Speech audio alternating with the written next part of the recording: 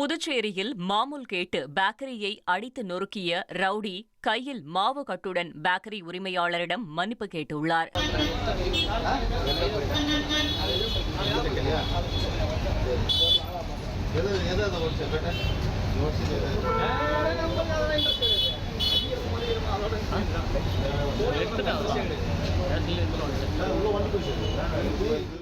புதுச்சேரி முத்தியால்பேட்டை பகுதியில் உள்ள பேக்கரிக்கு 17 வயது சிறுவனுடன் சென்ற அப்பு என்பவர் தான் பெரிய ரவுடி என்றும் தனக்கு மாதம் 5000 ரூபாய் மாமூல் தர வேண்டும் எனவும் ஜிபே நம்பரை எழுதி கொடுத்துள்ளார்.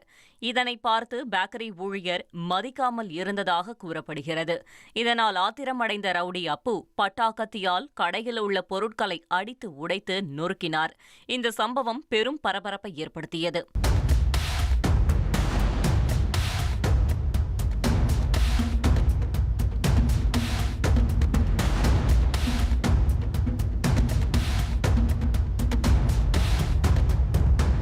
புகாரின் பேரில் ரவுடி அப்பு மற்றும் 17 வயது சிறுவனை போலீசார் கைது செய்தனர். விசாரணையின் போது அப்புவும் 17 வயது சிறுவனும் காவல் நிலைய கழிவறையில் வழுக்கி விழுந்ததாகவும் அதனால் எலும்பு முறிவு ஏற்பட்டு கட்டு போட்டுள்ளதாகவும் போலீஸ் தரப்பில் தெரிவிக்கப்பட்டுள்ளது.